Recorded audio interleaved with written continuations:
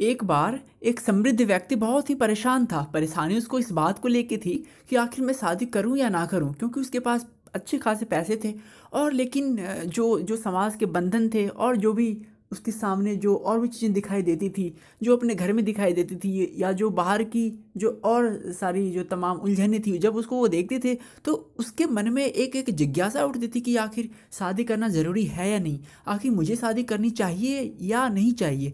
तो इस प्रश्न में वो हरदम खोया रहता था और इसी उधेड़बुन में वो जो ये प्रश्न है, प्रश्न का हल खोजने के लिए वो एक गुरु के पास पहुंचता है और गुरु से पूछता है कि गुरुजी, मैं शादी करूं या ना करूं।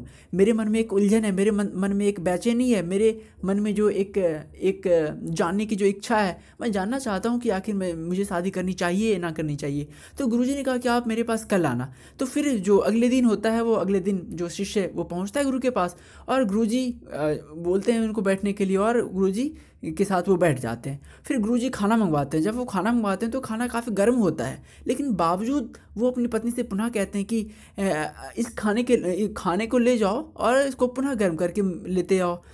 तो यह देखकर ये जो शिष्य होता है वो परेशान हो जाता है कि खाना तो ऑलरेडी गर्म है, फिर गुरुजी ने ऐसा क्यों कहा कि खाना फिर से पुनः गर्म करके ले आओ। और पत्नी ने भी बिना कुछ कहे हुए गर्म करके खाना ले आई और यह देख उसके मन में और भी बेचैनी होने लगी। और जब वो फिर खाना खा के जब बाहर निकलता है तो पत्नी भी उसके साथ होती है। तो पत्नी ने अपने पति से कहा, मतलब गुरुजी से कहा कि आप ज़रा छाता ले आना अंदर से। तो और गुरुजी ने भी बिना कुछ प्रश्न किए हुए छाता अंदर से ले आते हैं। और लेकिन ना तो धूप थी और ना तो कोई बारिश हो रही थी। तो उसके मन में और बेचैनी बढ़ गई कि ना तो बारिश है ना तो धूप है, फिर भी छाता ये मांग रही है और गुरुजी ने ला के भी दे दिया। और पहले भी खाना इतना गर्म था, बावजूद गुरुजी ने कहा कि खाना फिर से गर्म करके लाओ, और पत्नी ने बिना कुछ कहे हुए फिर से गर्म करके खाना ले आई। तो उससे रहा नहीं गया और फिर गुरुजी से पूछता है वो कि गुरुजी ने आपने ऐसा क्यों कहा, आखिर मुझे आप क्या समझाना चाह रहे हैं। तो गुरुजी ने कहा कि देखो, शादी हमें तब करनी चाहिए जब आप इतने सहनशील हो जाओ, जब आप दूसरे को इतना समझने लग जाओ कि आपके मन में जो भावना है, जो जो एक दूसरे को समझने की जो एक अच्छी क्षमता है, वो जब आपके अंदर विकसित हो जाए तब आपको शादी करनी चाहिए। क्योंकि आपको पता है कि शादी जो बच्चों का खेल नहीं है।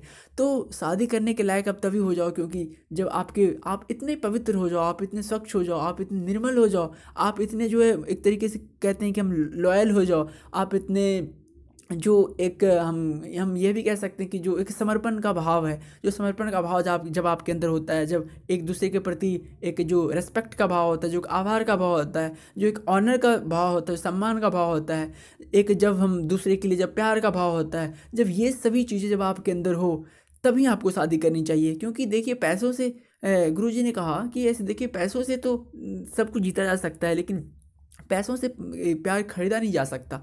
तो हमारे अंदर वो एक ऐसा बॉन्ड होनी चाहिए और हमारे अंदर एक जैसी समझ होनी चाहिए। जब आपके अंदर हमारे अंदर जैसी जब समझ विकसित हो जाए तब आप शादी कर सकते हो, निश्चित ही कर सकते हो। और ऐसा कहा भी गया है कि जो गृहस्थ आश्रम होता है वो सबसे बेहतर आश्रम होता है, सबसे उत्तम आश्रम होता है। और गृहस्थ आश्रम में रहते हुए आप न जाने हर एक लोगों की आप सेवा कर सकते हैं, हर एक लोगों की आप मदद कर सकते हैं।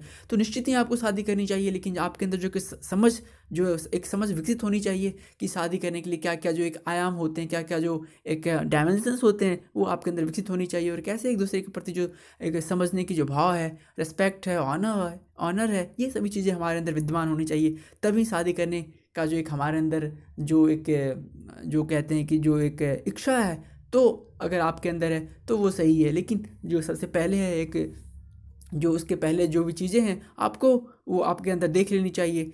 और आशा करते हैं कि ये आप भी अच्छे से इसका पालन करेंगे और खुश रहेंगे, हंसते रहेंगे, मुस्कुराते रहेंगे। और आपका आभार।